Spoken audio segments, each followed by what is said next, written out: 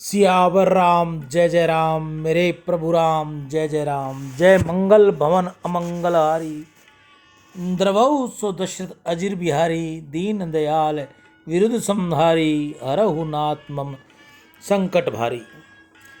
श्री सीता जी ने जगत को स्त्री धर्म समझाया है।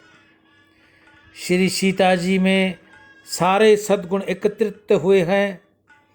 रामायण में लिखा है कि राम जी को कभी कभी क्रोध आ जाता है। राक्षसों के साथ राम जी युद्ध करते हैं, उस समय उनकी आंखें लाल हो जाती हैं, परंतु सीता माँ को जीवन में कभी भी क्रोध नहीं आया। श्री सीता जी जीवन में कभी भी ऊंचे स्वर से नहीं बोली।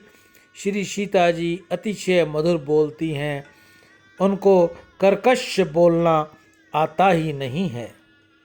तुम्हारे घर में कलह न हो, ऐसी इच्छा यदि रखते हो तो भले ही कुछ हो जाए, कभी ऊंचे स्वर में नहीं बोलना। कर्कश वाणी से कलह का जन्म होता है। क्रोध की बुरी उक्ति कर्कश वाणी है।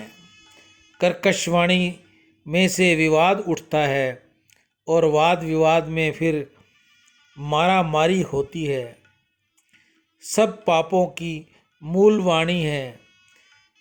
शरीर में सब ठिकाने हाड़ है, किंतु जीभ में हड्डी नहीं होती।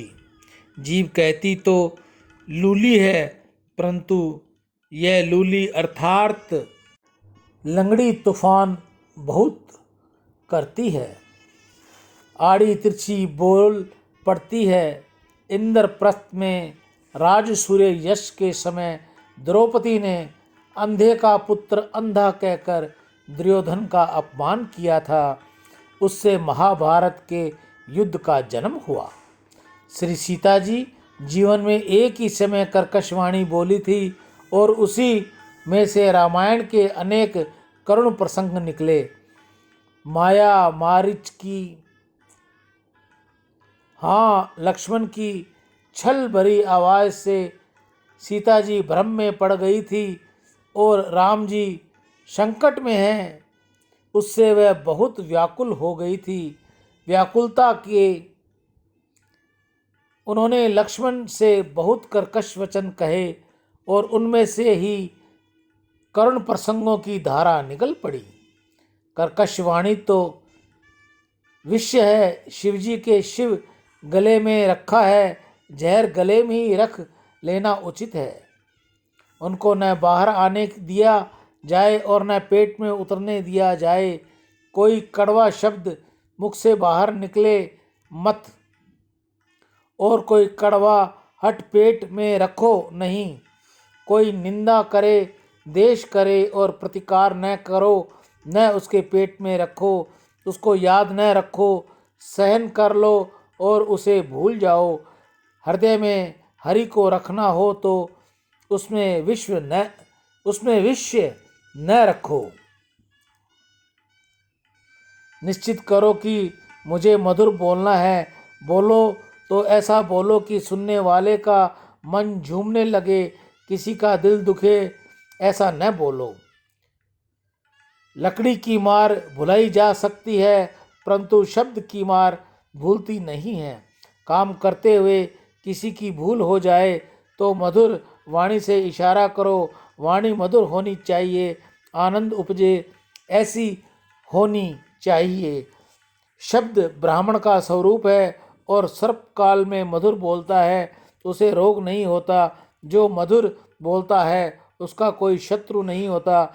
जो मधुर बोलता है वही परमात्मा को अच्छा लगता है। क्या तुम जानते हो कि कृष्ण प्रभु ने हाथ में बांसुरी किस लिए रखी?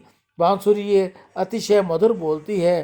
बांसुरी सज्जन अथवा दुर्जन सबके साथ मधुर ही बोलती है। बांसुरी का नाद सुनकर हरि भी दौड़ते हैं और विषधर नाग भी दौड़ते हैं।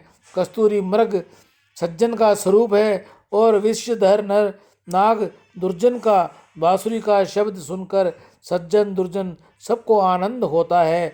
बांसुरी कभी भी कड़वा शब्द बोल ही नहीं सकती, कठोरता से बोलती नहीं।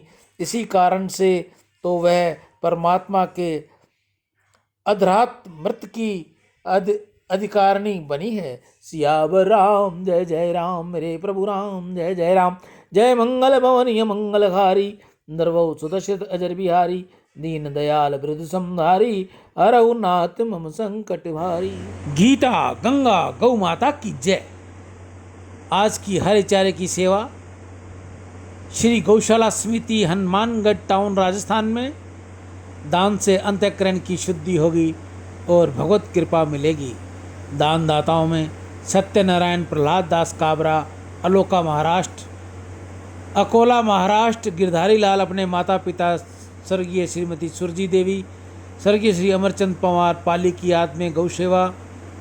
सुंदरलाल जी तोलानी हैदराबाद से, प्रेमचंद जी इंगला इंदौर से, अभिषेक भारद्वाज उड़ीसा से, पुरुषोत्तम कुमार शर्मा दिल्ली से, श्री गोपाल मुस्करा, जुगल किशोर जी जंडियाल उधमपुर से, हरि नारायण मिश्रा, सुमित अरोड़ा, अरोड़ा परिवार राजौरी गार्डन नई दिल्ली से, पंकज अरोड़ा, गणेश कुमार जी अग्रवाल, पवन मोहता, वेदवीर सिंह गांव गोंडा अलीगढ़ यूपी से। आज इन सभी भाई बहनों की गौ सेवा रही। वंश में वर्दी दे, हृदय में ज्ञान दे,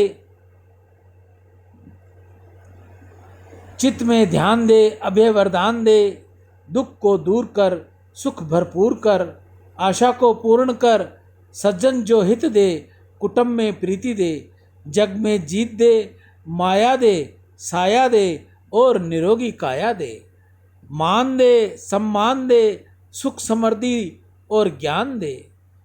शक्ति दे, भक्ति दे, शांति दे, भक्ति भरपूर दे। गौ माता से प्रार्थना करूँगा कि आपकी जो सेवा कर रहे हैं हरे चारे की, आप सदैव उनको खुश रखें। गौ सेवा 12 जुलाई तक रहेगी, उसके बाद बंद हो जाएगी। राम।